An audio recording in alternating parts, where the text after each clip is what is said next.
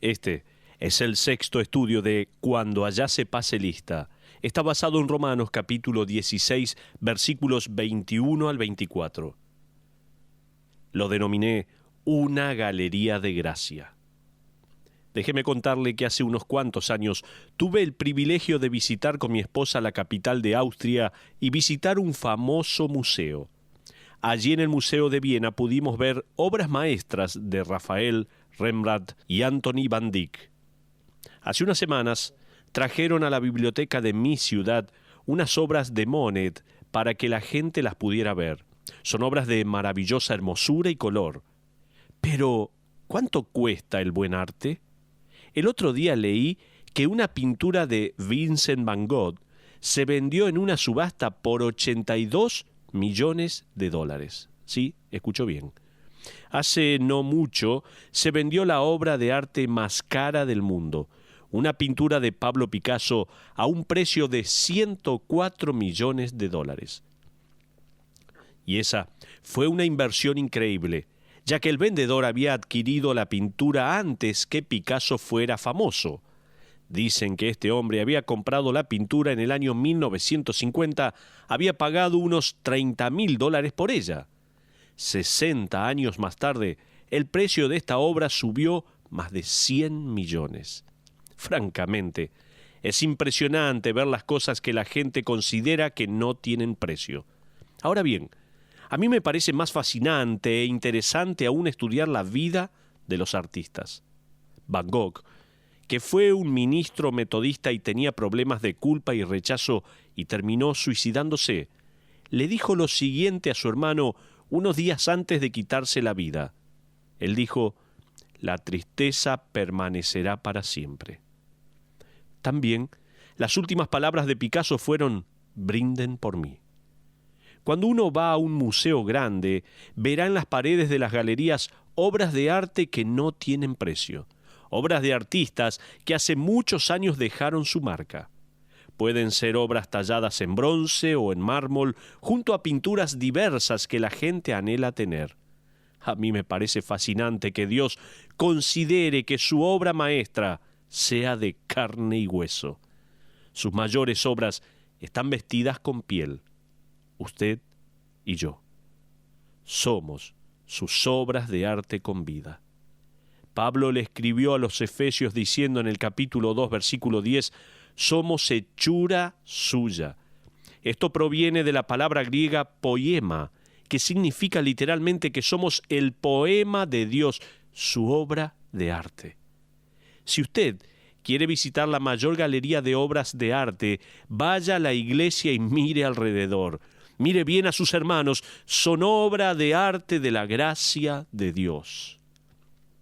Amigos, las obras de arte más preciosas son los redimidos, hombres y mujeres de todas las edades, creados con los pincelazos de la gracia, personas que ahora pertenecen al artista supremo, Jesucristo nuestro Señor. Romanos capítulo 16 no es ni más ni menos que una galería de la gracia de Dios, donde se nos presentan personas comunes que eran parte de la iglesia en Roma. Piense de la iglesia en Roma en términos de la mejor galería de arte que puede haber. En las últimas palabras de Pablo en esta epístola, él le manda saludos a muchos de ellos.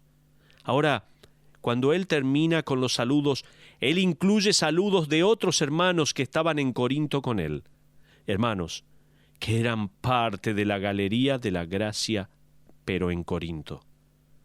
Ahora, déjeme mostrarle la galería de gracia llamada Timoteo. Fíjese lo que dice Romanos 16, 21. Pablo escribe en la primera parte: «Os saludan Timoteo, mi colaborador». Sin duda alguna, Timoteo era más cercano a Pablo que cualquier otra persona en el mundo. Pablo empleó horas y horas discipulando a este joven que luego lideraría varias de las iglesias que Pablo fundó, incluyendo la reconocida iglesia en Éfeso. Timoteo era el hijo de una familia interracial. Su padre era un griego incrédulo y su madre era judía. En ninguna de las dos cartas de Pablo a Timoteo se nos dice cómo fue que Timoteo se salvó. Sin embargo, sí recogemos algunas pistas. Descubrimos que la madre y la abuela de Timoteo, Eunice y Loida, quienes evidentemente fueron guiadas a Cristo durante el primer viaje misionero de Pablo a Listra. Eunice y Loida, junto a Timoteo, eran fieles judíos aferrados a la lealtad de la esperanza de Israel en las Escrituras del Antiguo Testamento. Ellos creían que el Mesías vendría. Cuando escucharon a Pablo dar las noticias que Jesús había cumplido las profecías mesiánicas con exactitud, entregaron sus vidas a Cristo. Ellos también vieron los milagros de Pablo, validando así esta nueva era de la gracia con la sanidad a un paralítico. El libro de los Hechos registra que Pablo miró a este hombre paralítico de nacimiento y le dijo: «Levántate derecho sobre tus pies», y él saltó y anduvo.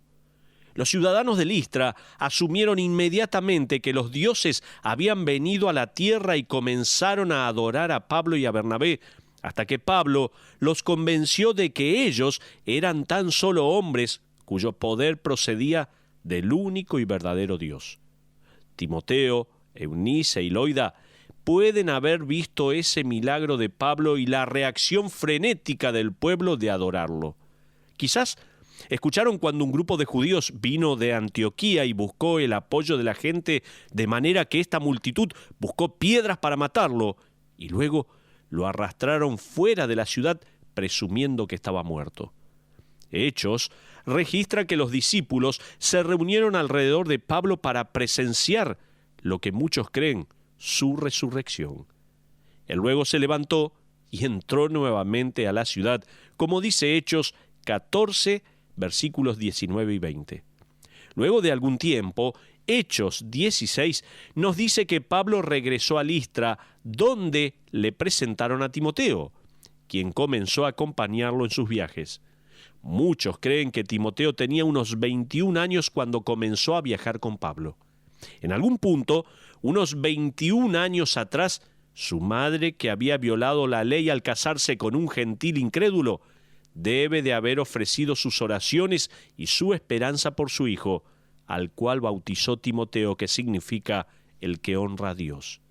Es como si ella hubiera dicho: yo no honré a Dios al casarme con mi marido, no honré a Dios al poner a mi corazón por sobre la palabra de Dios, pero ahora, con el nacimiento de este hijo, voy a honrar y seguir a Dios. Ella y su madre derramaron sus vidas en este joven Timoteo para que luego Pablo pudiera desafiarlo diciendo de esta manera, como leemos en 2 Timoteo 3, 14 y 15. Pero persiste tú en lo que has aprendido y te persuadiste, sabiendo de quién has aprendido y que desde la niñez has sabido las sagradas Escrituras, las cuales te pueden hacer sabio para la salvación por la fe que es en Cristo Jesús. Acabo de leer 2 Timoteo 3, 14 y 15. Permítame decir algo acerca de esta obra de arte de la gracia. Un hijo nacido a una madre creyente y un padre incrédulo. La ausencia de un padre piadoso no impide la obra de Dios, el Padre Celestial. La obra de la gracia de Dios en nuestras vidas no es genética, es sobrenatural. Puede ser nutrida y animada por un padre o una madre piadosa, como en el caso de Timoteo, pero no depende de un linaje piadoso. Si usted proviene de una familia piadosa, no la subestime, por favor. Benefíciese, aprenda de ellos, vaya más allá a causa de tal privilegio. Si usted no proviene de una familia piadosa, no se desanime. El plan de Dios para su vida no va a cambiar porque usted no se crió con la verdad. Ahora que ha aceptado a Cristo, comience a dejarle una herencia espiritual a sus hijos. Comience con su hogar, sus hijos, comience con su vida. Por favor. Años después, vemos que Pablo envía a Timoteo a Tesalónica para exhortar y animar a los hermanos y arreglar la situación. Va a ser Timoteo a quien Pablo envía a los Corintios, quien os recordará mi proceder en Cristo de la manera que enseño en todas partes y en todas las iglesias, dice 1 Corintios 4:17. Timoteo será el enviado a los creyentes en Filipos con la siguiente alabanza de Pablo: pues a ninguno tengo del mismo ánimo y que tan sinceramente se interese por vosotros, dice Filipenses 2:20. Seguramente, este tipo de pasión y fidelidad es el resultado de 3 y 4 generaciones de cristianos fieles.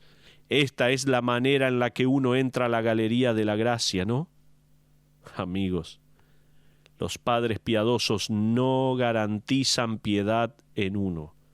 De la misma manera, padres incrédulos no garantizan la incredulidad de sus hijos. Permítame decirlo de otra manera. De una manera que podemos ver en la vida de este fiel hombre de Dios. Escuche, la falta de influencia espiritual en la niñez no es una barrera para la piedad en el futuro. ¿Escuchó? La falta de influencia espiritual en la niñez no es una barrera para la piedad en el futuro. Ojalá que esto realmente quede muy grabado en su corazón. Tal vez usted está pasando por algún momento así. Ojalá que esto sea de ánimo para usted. Pablo escribe lo siguiente en Romanos 16:21 en su primera parte: os saludan Timoteo, mi colaborador. El primer ejemplo en esta galería de la gracia era Timoteo. El segundo, Lucio. Pablo continúa escribiendo y en la segunda parte del versículo 21 dice: y Lucio, Jasón, Sosípater, mis parientes. Lucio aparece en el libro de los Hechos cuando se hace mención de los líderes de la iglesia en Antioquía en el capítulo 13. La mayoría de los eruditos cree que este es el mismo Lucio de Cirene, que era amigo cercano de Simón, el hombre que cargó la cruz en el Gólgota.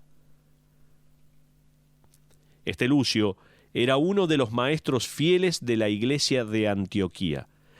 Se trataba de una iglesia liderada por 5 hombres: un judío de Chipre llamado Bernabé, un aristócrata gentil llamado Manaén, quien se crió en la casa de Herodes Antipas, un hombre africano llamado Lucio y un rabí convertido llamado Saulo o Pablo.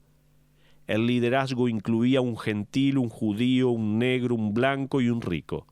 La iglesia de Antioquía pasó a ser un ejemplo de unidad en medio de la diversidad. De hecho, la iglesia de Antioquía probó desde un principio que el problema de los prejuicios no es un problema de clases o de color de piel, sino un problema de carácter. Si uno se convierte a Cristo, los problemas de clases y de colores se resuelven. Otra cosa interesante acerca del ministerio de Lucio es que él servía en una cultura que era muy hostil para con los cristianos. Hechos 11:26 nos dice que los discípulos fueron llamados cristianos por primera vez en Antioquía. Hay varios nombres dados a los creyentes en el Nuevo Testamento, como ser, por ejemplo, administradores, discípulos, hermanos, testigos, santos, hijos de Dios, amados, sacerdotes, peregrinos, elegidos, hijos de Dios, la novia de Cristo. Sin embargo, aprendemos de la historia que el nombre cristiano es un nombre dado por los incrédulos a los creyentes, no fue pensado por los mismos creyentes. De hecho, el nombre cristiano solo se usa 2 veces más en el Nuevo Testamento. Al parecer, en un principio era un término peyorativo, pequeños cristos o cristianos. Tal vez sea por eso que Pedro asocia el nombre cristiano con persecución, al escribir en 1 de Pedro 4:16, pero si alguno padece como cristiano, no se avergüence, sino glorifique a Dios por ello. Ahora, ¿qué significa el nombre cristiano para usted? ¿Es un adjetivo para la gente buena? ¿Es un término utilizado el domingo y luego uno se lo saca de lunes a sábado para ser babilónico? Cristiano significa pequeño Cristo, o uno que imita y se adhiere al estilo de vida de Cristo. Pablo escribió en Filipenses 1:21, para mí el vivir es Cristo. Un cristiano es una persona cuya vida y vivir es cerca de Cristo, una persona que vive en Cristo. Si usted se va a vivir a Londres, pasará a ser un londinense. ¿Cómo llegó allí? Bueno, se mudó de su ciudad natal o de donde vive ahora hasta ese lugar. De la misma manera, usted es un cristiano porque se ha mudado y ahora vive en Cristo. Pablo escribe: Lucio os saluda. Lucio es uno de los fieles que prevaleció a pesar de la persecución y fue perseguido por llevar el nombre de Cristo y vivir como un pequeño Cristo.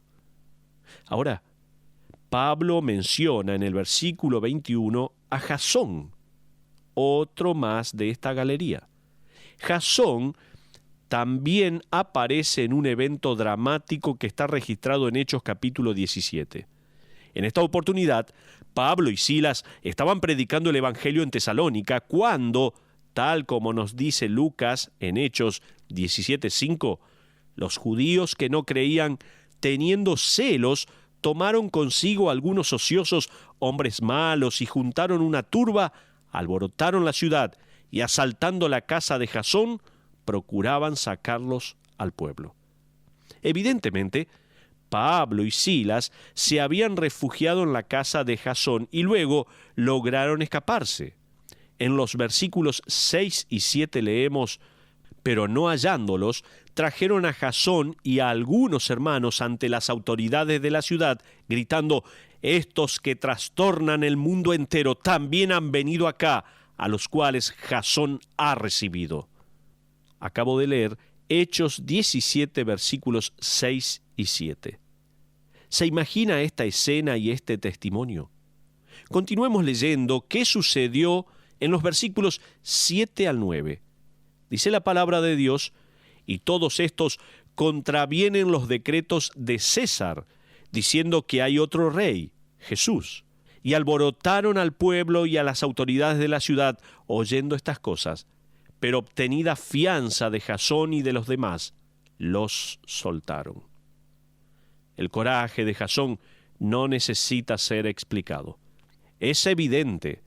Sobrevivió para contar la historia y sin duda se ganó el respeto de los hermanos en la iglesia. Jasón fue el hombre que arriesgó su vida por el apóstol Pablo y el Evangelio de Jesucristo. Él pasó a ser reconocido como uno más de los que alborotaban al mundo entero. ¡Qué hermosa expresión! Esa descripción de los creyentes de esa época me parece muy interesante. Los que trastornan el mundo entero. ¿Qué pasó con el cristianismo en la actualidad? Vivimos en una era en la cual no queremos molestar ni hacer sentir mal a los demás con el Evangelio.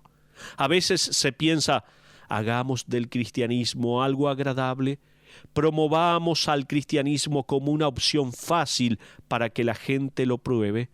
Todo es positivo y maravilloso y lleno de bendiciones. ¿Sabe? Se promueve al cristianismo de la misma manera que lo hacen las compañías de bienes raíces con las propiedades y casas junto a algún lago. Ellos dicen: esto es vida. El que viva aquí encontrará una vida de paz, tranquilidad y quietud. Aléjese de la presión y el estrés de una vida frenética. Amigos, cuando yo invité a Cristo a mi vida y le pedí que me salvara, también invité a un sinnúmero de problemas. De repente, ya no podía ir con el resto de la corriente. Ya no flotaba río abajo con los otros peces muertos, sino que nadaba río arriba contra la corriente. Y eso es difícil. ¿Alguna vez notó que en el lugar donde Pablo iba se armaba algún disturbio? ¡Qué método para progresar!, ¿no? ¿Se imagina algo así en la escuela dominical? ¿Quiere ser parte de la iglesia?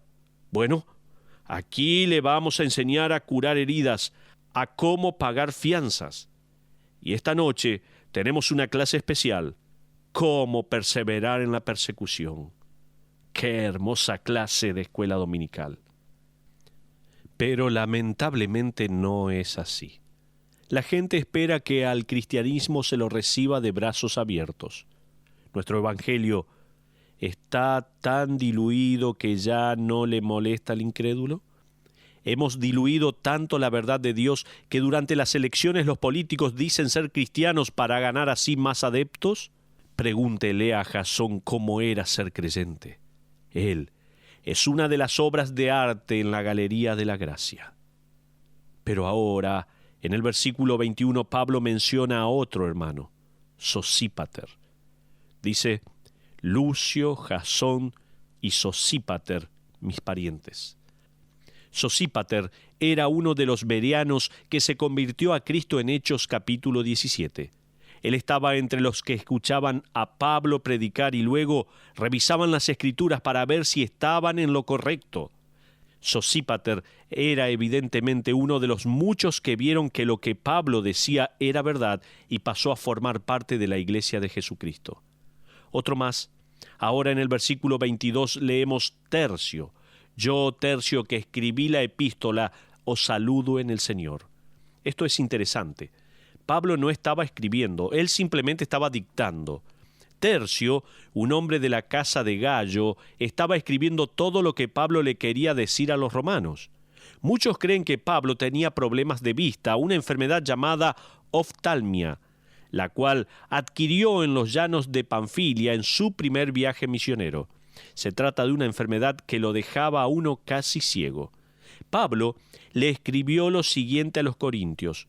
Yo, Pablo, os escribo esta salutación de mi propia mano en 1 Corintios 16:21. Esto significa que él escribió las salutaciones finales de 1 Corintios con su mano y que otra persona escribió el resto de la epístola por él. Cerca del final de la epístola a los Gálatas, en el capítulo 6, versículo 11, Pablo escribe, «Mirad con cuán grandes letras os escribo de mi propia mano». A causa de una dificultad física, quizás con su vista, Pablo le dictó la epístola de Romanos a Tercio. ¡Qué privilegio fue esto para Tercio! Pablo evidentemente le permitió a Tercio que escribiera su propio saludo. Yo, Tercio, que escribí la epístola, os saludo en el Señor.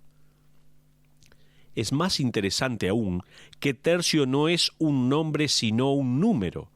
Los maestros romanos seguían la tradición oriental de identificar a sus siervos con números. Hace poco con mi familia visitamos Monticello, lo que era la residencia del presidente Thomas Jefferson. El guía nos contó que a los sirvientes no se les permitía comer en la mesa. Ellos tenían que poner la comida en los platos y enviarla a la casa principal. Pero era el jefe de los sirvientes el que llevaba los platos para Jefferson y Madison y las visitas que ellos tuviesen. También nos dijeron que se les requería a los sirvientes que traían los platos que silbaran hasta llegar a la casa. Ellos no podían dejar de silbar hasta haber entregado todos los platos, porque al silbar estaban demostrando que no estaban comiendo nada de los platos. El jefe de los sirvientes, que oficiaba de supervisor, era el único que podía quedarse en el salón comedor de la residencia. Se lo llamaba señor, cosa que lo dignificaba por sobre los demás sirvientes. Su labor era llevar a cabo todo lo que se requería y coordinar todo con los sirvientes a su cargo. A propósito, este fue el cargo que José tenía en la casa de Potifar. ¿Se acuerda de ese pasaje? El hombre número 1 era el encargado de contratar a los demás sirvientes y de supervisar la propiedad. Este era el que estaba a cargo. A este siervo se lo llamaba primo. Desde él habían otros siervos que tenían responsabilidades de menor importancia. Desde el primo estaba Secundus y luego estaba Tercio, el tercer hombre. Pablo le está dictando la carta a los romanos a un tercero, el tercer siervo a cargo de la casa. Pero también está Gayo.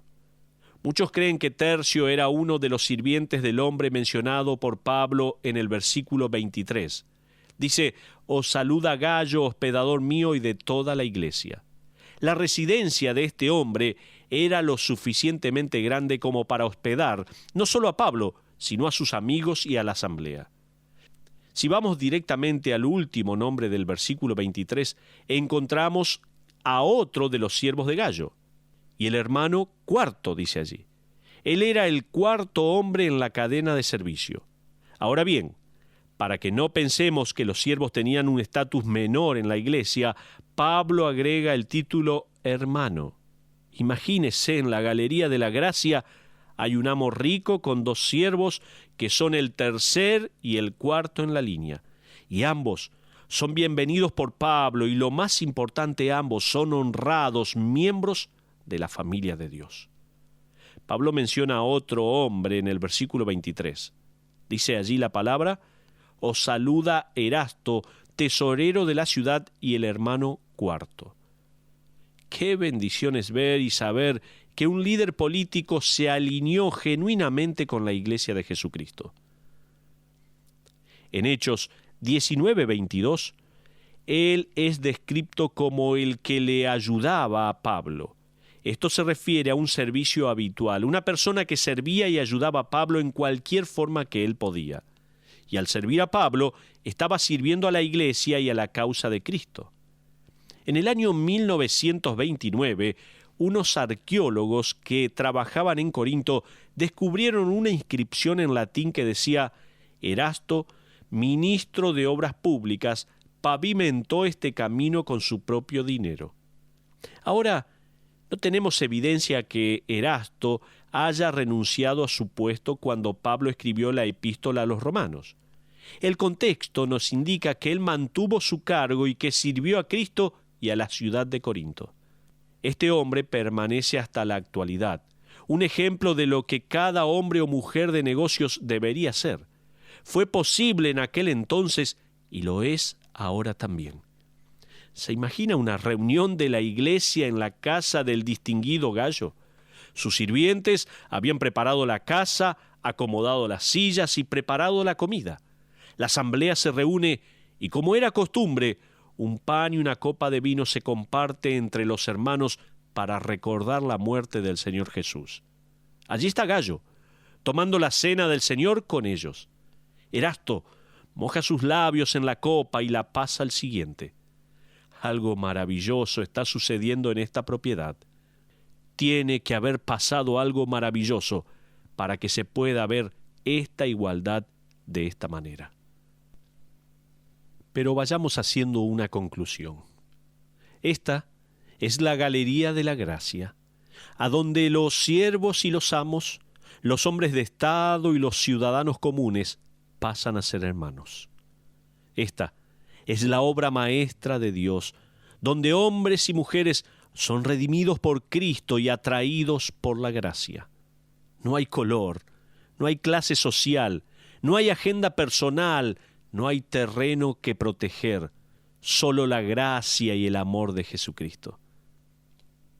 Esta es la gran galería de la gracia, la iglesia de aquel tiempo y la actual, donde los cuadros son comunes, pero clara y distintivamente diferentes.